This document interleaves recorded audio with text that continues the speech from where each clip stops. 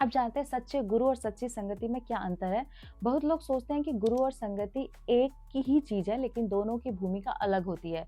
भगवत गीता में बताया गया है कि सही मार्गदर्शन और सही संग साथ दोनों जरूरी है।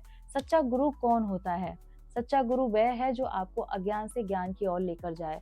उसकी पहचान क्या होती है? पहचान होती है आपको भगवान से जोड़ता है, अहंकार नहीं बढ़ाता है, आत्मनिर्भर बनाता है, डर नहीं दिखाता है, खुद को भगवान नहीं कहता है।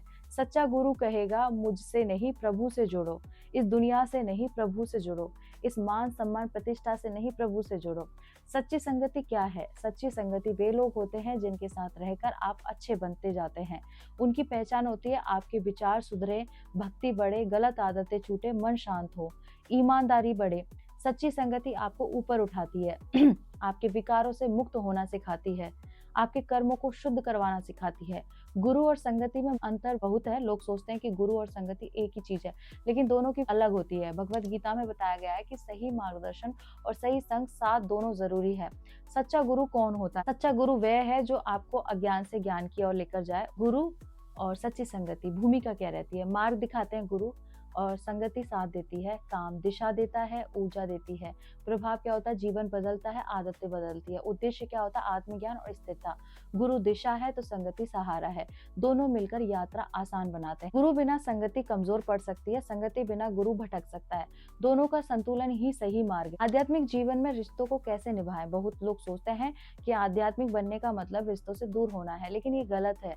सच्ची साधना सिखाती है रिश्तों को और पवित्र कैसे बनाना, कि सही तरीके से रिश्ते निभाने के उपाय कौन से हैं। प्रेम रखे, अधिकार नहीं।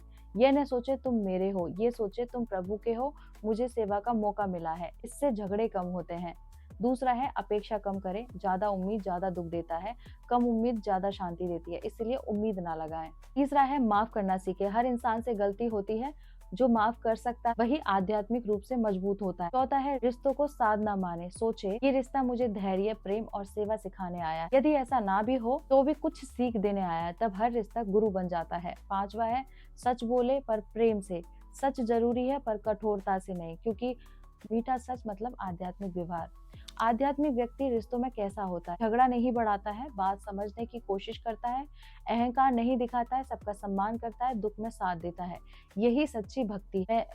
कुछ बातें हैं उनसे बचना चाहिए। मैं साधक हूँ, तुम छोटे हो, मुझे कोई फर्क नहीं पड़ता है। रिश्तों से भागना, जिम्मेदारी छोड़ना, ये अहंकार है, साधना नहीं। गुरु और संगति का अंतर क्या है? गुरु दिशा है तो संगति सहारा, दोनों है तो सफलता है। रिश्ते निभाने का तरीका क्या है?